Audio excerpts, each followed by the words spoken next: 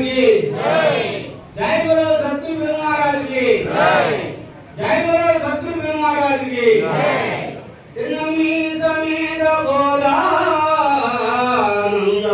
कनपल गणपति स्वामी गुरु चरणं भजे अस्मत् गुरु समारंभं कृष्ण साधीपं मध्यमं श्री महाविष्णु पर्यन्तं वंदे गुरु परंपरं वंदे गुरु परंपरं ఈ శ్రీకాకుళం జిల్లా కవిటి మండలము కొత్తవారిపాలెంలో శివరామ దీక్షిత అతిలుగు సాంప్రదాయకులు శ్రీ పీర్గణ శంకరాచార్యులు వారి శాఖామృతము శ్రీ నిజానంద పుట్టి తాతయ్యారి వారి ఈ ఆశ్రమం ముందు ఇక్కడ సత్యం బాబు సర్వాధ్యక్షతలో ఉదయం నుండి నిన్నటి నుండి కూడా కార్యక్రమాలు జరుపుకుంటూ ఈవేళ కూడా ఉదయం నుండి వేడుకలు ప్రభాత సేవ గురు పూజ అలాగే ఇప్పుడు వేదాంత అతీత వైజ్ఞానిక మహాసభ జరుపుకుంటున్నాము.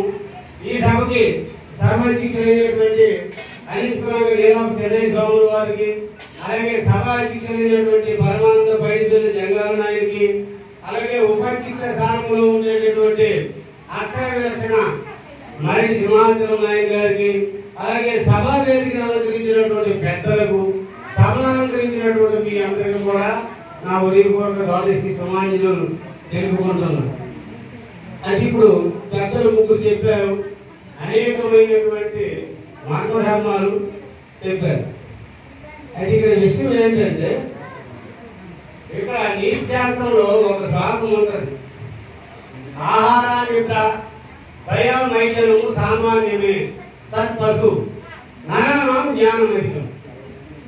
ఒక నరుడికి జ్ఞానం అధికం కాబట్టి మిగతా 23,99,999 జీవరాశులకి జ్ఞానం ఉండదు. జ్ఞానం ఉంటుంది కానీ వివేక జ్ఞానం అనేటటువంటి ఉండదు.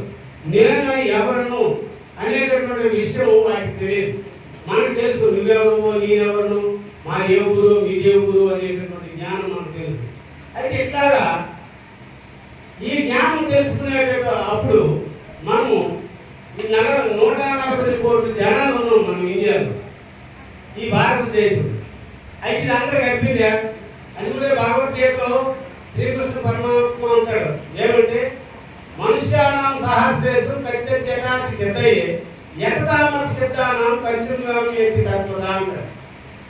అంటే నరుడికి జ్ఞానం అధికమై ఉన్నప్పటికీ కూడా సహస్రేషు కోట్లు కొద్ది జనాలు ఉన్నప్పటికీ కూడా ఇది జ్ఞానసిద్ధి నుండి ప్రయత్నించినటువంటి వారు కొంతమంది. అట్లా జ్ఞానసిద్ధి నుండి ప్రయత్నించిన కొంతమందిలో ఇక్కడ నేనెవరు అనేటటువంటి తెలుసుకున్నటువంటి వారు కొంతమంది. అదే నేనే బ్రహ్మము, నేనే చైతన్యము, నేనే ఆత్మస్వరూపము, నేనే ఈ జీవుడు అనేటటువంటి విధానాన్ని తెలుసుకొని ఇక్కడ నేను నేను నేననేటటువంటి ఈ స్థానం దగ్గరికి ఉండిపోతాం.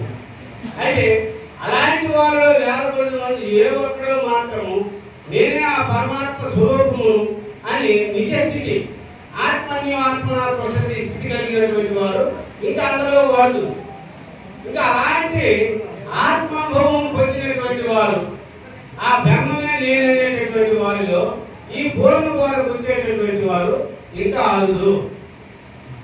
కాబట్టి అయితే మనం ఎట్లా తరించాలి అనేటటువంటి విషయానికి వస్తే ఇక్కడ కృష్ణుడు ఒక మాట అంటారు, విననేర్చి చెప్పనేర్చిన మనుషులకే ఈ బోధలోని మర్మము తెలియదు.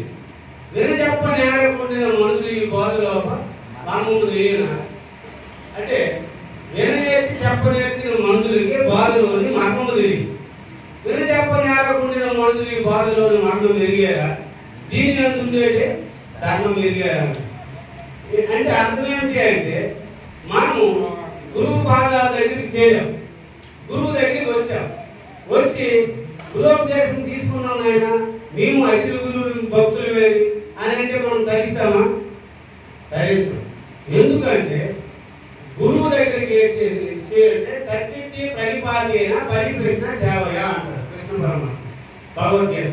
అంటే అర్థం ఏంటంటే ఎప్పుడైతే ఉపదేశించితే జ్ఞానం, జ్ఞానేన తత్వదర్శిగా. ఎప్పుడైతే ఉపదేశం తీసుకున్నామో తత్వింది ప్రణిపాతేన పరిప్రశ్న సేవయ. ప్రశ్నలు అనేటటువంటివి మనం గురువుకి వేయాలి. స్వామి, నేను నీ భక్తుడిని అయ్యాను, ఈ వేళ నుండి నేను ఎట్లా, నేనంటే ఎవరు, జీవుడు అంటే ఏమిటి, దేహం అంటే ఏమిటి, ఇంద్రియం అంటే ఏమిటి, ఆత్మ అంటే ఏమిటి, పరమాత్మ అంటే ఏమిటి, బ్రహ్మం అంటే ఏమిటి అని ఒక్కొక్కటి ప్రశ్నలు వేయాలి.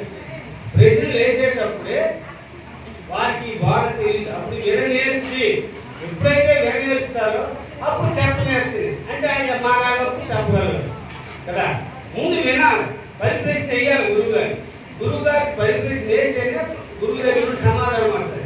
మేము గురువుపదేశం తీసుకున్నాం కదా, కొట్టేశాను కదా, గురువు గారికి తగ్గించి పంపించాను కదంటే మనకేమి తెలియదు. తెలుస్తుందా? ఏం తెలియదు. ఎందుకు తెలియదు? ఆయన చెప్పడం, మనం ప్రశ్న ఏమో ఆయన చెప్పడం. ఆయన చెప్పాలని పిలిచినా మాకు అల్లా పని ఉంది అంటే బోధ తెలియదు. కాబట్టి పరిప్రశ్న సేవయ ఉపదేశం జ్ఞానేన తత్వదర్శిని. అప్పుడు జ్ఞానం ద్వారా ఈ సాంఖ్యము, తారకము, అన్నస్కము, మహావాక్య విచారణ చేస్తూ ఈ వేదాలకు అతీతమైనటువంటి వేదాంత స్వరూపమైనటువంటి నీ యొక్క స్వరూపాన్ని తెలియజేస్తారు గురువు. ఎప్పుడైతే నీ స్వరూపాన్ని నీకు చక్కగా తెలియజేశాడో అప్పుడు నీవు నీ స్థితిని పొంది ఆత్మన్యం ఆత్మనాథుష్టతే, నేనే ఆత్మస్వరూపుడును, నేనే బ్రహ్మస్వరూపుడును, నేనే సర్వ అధిష్టాన చైతన్యము అనేటటువంటి విధానం ఎప్పుడు నీకు తెలుస్తాడో అప్పుడు గురువు గారు దయగలిగి అప్పుడు పూర్ణ బాధకు నీకు అప్పుడేమవుతుంది, మనం విననేర్చి చెప్పనేర్చిన మనుషులకి బాధలోన మర్మము తెలియదు. చెప్ప నేరకుండిన మనం వినకపోతే మనం చెప్పగలం. ఉపదేశం తీసుకుని మన ఇష్టాసారం తిరిగితే గురువు గారు చెప్తానని రాకపోతే మనం ఏంటి చెప్తాము? చెప్పలేము కదా. ఇప్పుడు కోనా చిరంజీవి రావు వచ్చి చెప్పాలంటే చెప్తాం. ముందు నేర్చుకుంటే కదా ఇప్పుడు చెప్పగలుగుతాము. కాబట్టి చెరువులే కొబ్బరికాయ తిననేర్పుగలవారు. కొబ్బరికాయ ఉంది, కొట్టుకొని తినాలంటే మన వల్లే సాధ్యం ఉంటుంది. కోటికాయ కాయ అది తిననేర్పుగలను కాయ కొట్టి శిక్షిస్తే తింటారు, లేకపోతే తినలేదు. కాబట్టి మనము చాలా జాగ్రత్తగా ఈ బాధ ఏదైతే గురువు దగ్గరికి చేరి ఉంది, గురువుకి మించినటువంటి దైవం మనకు లేదండి. గురువుని ఎల్లవేళ పూజ చేస్తూ ఆ విధానాన్ని మనం రావాలి. అట్లాగే ఇక కృష్ణప్రభులు ఏమంటాడంటే పతి అయినను సతి అయినను అతి సాహస పరులు కాక ఆంతర్యము రతివేళ లజ్జపడ సంతతి కలుగు. ఇట్లు చూడు వీట్లు తగులు లజ్జించ గురు శిష్యుడు తగు వస్తాను అంటారు. అంటే ఇప్పుడు నాకు ఒక అబ్బాయి ఉన్నాడు, ఒక అమ్మాయి ఉంది. ఒక అతనికి పెళ్లి చేశాను. పెళ్లి చేసినప్పుడు స్వాములు అనేటటువంటి వాళ్ళు ఏర్పాటు చేసినప్పుడు వాళ్ళిద్దరూ ఆ బెడ్రూమ్లోకి వెళ్ళి వాళ్ళు సాంగత్యం చేస్తే పిల్లలు పుడతారు కదా. పతి అయినను సతి అయినను అతి సాహస పరులు కాక ఆంతర్యము రతివేళ లజ్జపడ. వాళ్ళు సిగ్గుతో ఎవరి మటు కలుగుతుంటే సంతతి కలగదు కదా. అట్లే గురు శిష్యుడు తగు లజ్జనంత. గురు శిష్యుడు కూడా అట్లాగే చేయాలి. ఎట్లాగంటే ఇద్దరు కలియాలి. గురువు శిష్యుడు కలిస్తేనే సంతతి కలుగుతాయి.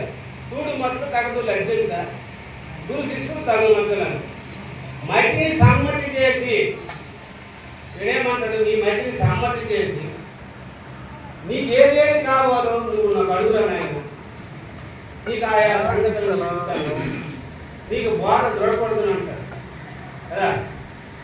నీకు ఏ సంగతి కావాలో ఆ సంగతి నాకు అడిగితే నీకు నేను బోధ స్థితి దృఢపడుతును అంటారు.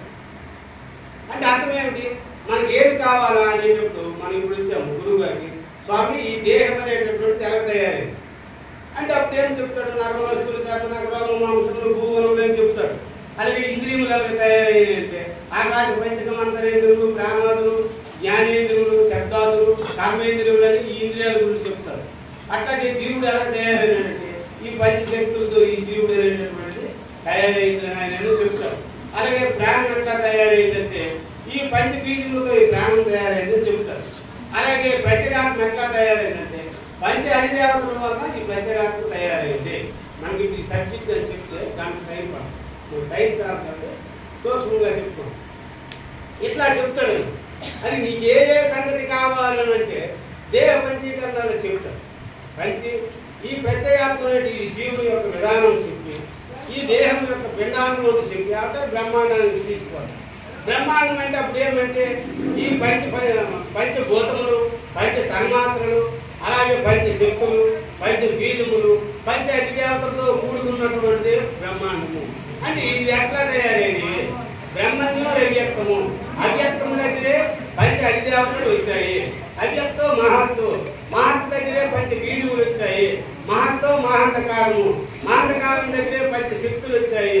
మహాంతకారం పంచ తన్మాత్ర, పంచ తన్మాత్ర పంచభూతాలు. ఇట్లా ఇది బ్రహ్మాండం. ఈ పిండ బ్రహ్మాండములు విచారించిన తర్వాత ఏదైతే ఇప్పుడు బ్రహ్మం అని చెప్పుకున్నాము, ఏదైతే నీ చైతన్య స్వరూపం అని చెప్పుకున్నాము, ఏదైతే పరమాత్మ స్వరూపం అని చెప్పుకున్నాము, అదే నీ స్వరూపమురా అని అంటారు.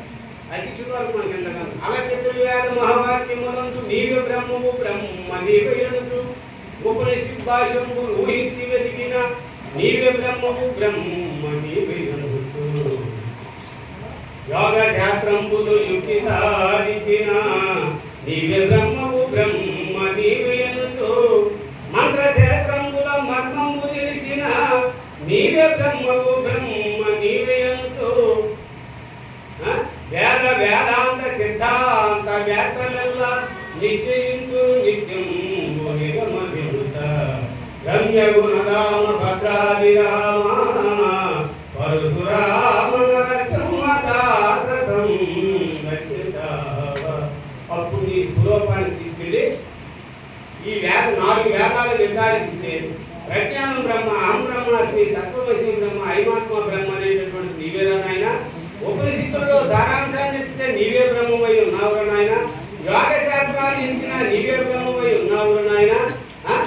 ఈ మంత్రశాస్త్రాల్లో ఎత్తినా కూడా నీవే బ్రహ్మమై నీవు ఉన్నావని చెప్పి అప్పుడు బ్రహ్మస్థితి ఏ బ్రహ్మము అంటే అప్పుడు గురుగీతలో మొదటి రెండో అధ్యాయంలో మొదటి శ్లోకంలో అచించాయ అవ్యక్త అచింత్య అవ్యక్త రూపాయ నిర్గుణాయ గుణాత్మక ఎరుకొచ్చారు. నీ యొక్క స్వరూపం అచించ అవ్యక్త నిర్గుణాయ గుణాత్మనే. మళ్ళీ అంటాడు ఏకాకి నిస్పృహ శాంతి చింత సూయ ఉదంచితం బాల్య భావే నయోగాచి బ్రహ్మజ్ఞానే చూచింది. ఆ బ్రహ్మమే నీవు ఉన్నామని అప్పుడు చెప్తే అక్కడ నుండి అని అడిగి మళ్ళీ తెలియజేయాలి కదా. అప్పుడు మన శిష్యుడు అడగాలి పరిపూర్ణం అంటే ఎట్లాంటిది అని శిష్యుడు అడుగుతాడు. స్వామి పరిపూర్ణ పోవాలి కదా, మనం పరిపూర్ణ పోవాలని వచ్చాము. ఇప్పుడు వరకు నా స్థితిని నన్ను తెలియజేశావు, ఇప్పుడు నాతో ఆవల ఉండేటటువంటి పరిపూర్ణం అంటే ఏమిటో అడుగుతాడు. అప్పుడు ఏమంటాడు? ఇంతంతానే అనరానిది, ఇంతలు చేయనిది, ఎన్ని విధములైనా చింతలు ఎదుగునది బయలు, ఎంతని వినిపించి మృదుగా తెలుపుటి వినుగా పెద్ద కథగా సంతతం ఒకరైతే సకల దేశంలో ఉన్నది అదిగో నిండి ఉన్నదని చెప్తాడు, చూపెడతాడు. చూపెట్టేటప్పుడు గురువు గారు సూచన చేసేటప్పుడు శిష్యుడు గ్రహించేటప్పుడు అనుమానం పెట్టుకుంటే మరి అది తరెంపు లేదు. అనుమానం లేకుండా గురువు ఏదైతే సూచించేసి అది గ్రహించాడంటే అప్పుడు ఏ అనుమానం లేకుండా ఆ పరిపూర్ణ భావం పోతే మీరు లేదనేటటువంటి స్థితి.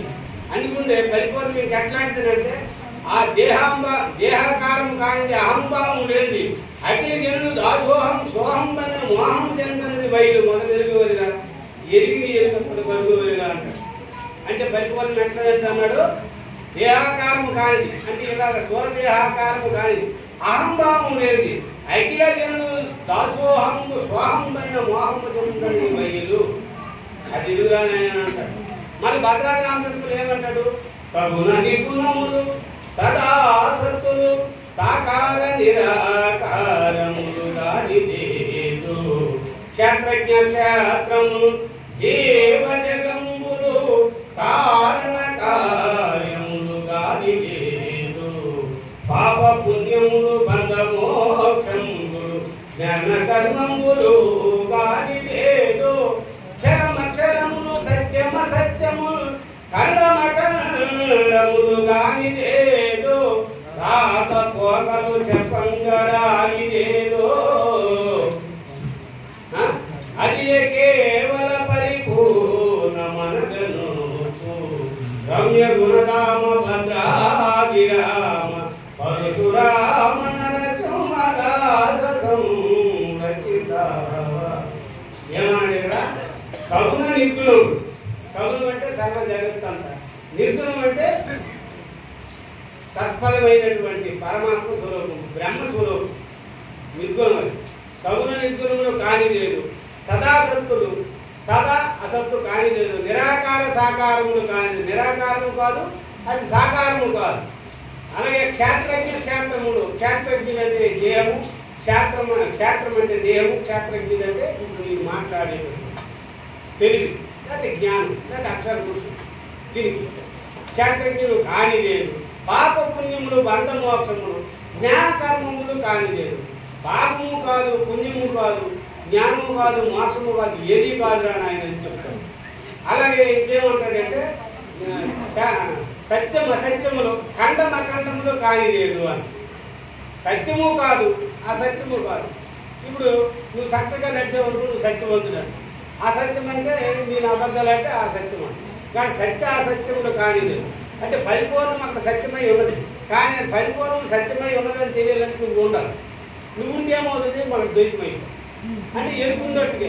ఎరుకు లేకపోతే అక్కడ సత్యమని దానికి అది అన్నా అనకపోయినా అది సత్యముగా ఉంటుంది, కానీ దానికి సత్యాసత్యములు కాని లేదు. ఖండం అఖండములు కాని లేదు అంటే ఖండం అనేటటువంటి పిండ బ్రహ్మాండములు రెండింటిలో రెండు అహములు ఖండములు, నాలుగు కూడా అఖండం బగు రూపు కనరానాచండి. ఆ అఖండము కాదు, ఈ పిండ బ్రహ్మాండములు అనేది ఖండములు కాదు. ఖండం అఖండములు కాని లేదు. రాకపోకలు చెప్పగా రాని లేదు. రాకపోకలు అంటే అర్థం ఏంటి? ఇప్పుడు ఏమవుతుంది? బ్రహ్మణ్యో వ్యక్తో మహత్వ మహాంతకార పంచతన్ మాత్ర పంచిపోతానే అఖిలం జగత్ అంటే బ్రహ్మము నుండి జగత్తు వచ్చింది. మళ్ళీ పృథ్వీ జలములోలేమే, జలం అగ్నిలోలేమే, అగ్ని వాయువులోలేమే, వాయువు ఆకాశంలోలేమే, ఆకాశం మహదాంగారంలో మళ్ళేమే, మహదాంగారం అవ్యక్తంలోలేమే, అవ్యక్తము బ్రహ్మములోలేమే, బ్రహ్మానికి మూలం వెళ్తే వల్లకి. కాబట్టి ఈ రాకపోకలు చెప్పంగా రానిదేదు, వస్తుంటది పోతుంది. దానికే భాగవతం అంటాడు, ఒక పరి జగములు వెలువడి ఒక పరి లోపలికి కొనుచు. బ్రహ్మాండం ఆ విధంగా జరుగుతుంది. పిండాండం కూడా మనం ఏంటి, ఉదయాన్నే లేచినట్టు అంత ప్రపంచంలో చెంచుమార చక్రం ఉంది అంత తీసుకుని వస్తాం. మళ్ళీ రాత్రి పడుకునేటప్పుడు ఇది మళ్ళీ లోపలికి తీసుకుని ఆ చక్రంలోనే పోదుకొని మళ్ళీ ఉదయాన్నే లేచి అంత వస్తాం. ఒక పరి జగములు వెలువడి ఒక పరి లోపలికి కొనుచు. పడుకునేటప్పుడు నీకేమో నీకు పడుకున్నానని నీకు అర్థమవుతుందా? స్వప్నాలప్పుడు ఉంటాయి, జాగ్రత్తలో ఉంటాయి. సుసుప్తి నుండి తూర్యాతీతంకి వెళ్ళేటప్పుడు నీకు గెప్తే ఉండదు కదా. ఒక పరి జగములు వెలువడి ఒక పరి లోపలికి గురించి ఒకరు తానే నీవే కదా. జాగ్రత్తలోకి వచ్చేది నీవే, సూర్యాతీతానికి వెళ్ళేది నీవే. రాకపోకలు చెప్పంగా రాని లేదు. నది కేవల పరిపూర్ణం అనగా నువ్వు అంట. అది కేవల పరిపూర్ణం రా నాయన అని మనకు భద్రాద్రి రామచంద్రుడు చెప్పినటువంటి విషయం. మనకి ఇట్లాగా గురువుకి ఎప్పుడైనా సరే గురు సేవ చేసేటప్పుడు ఎరుకంటే ఏమిటి అనుకుంటే ఇక్కడ నీకు ఏదేది కావాలో అది అడుగుంటాడు. అడిగినప్పుడు అంటే ఎరుకనేటప్పుడు మనం ఇందాక చెప్పుకోండి. ఇంకా ఎరుకులు చెప్పాలంటే చాలా ఉంది. చింతలతో ఆడడం జరిగి ఎంతల పుష్టి ఎలసింది జరిగి టైం అయిపోయింది. జై గురు సద్గురు మహారాజుకి.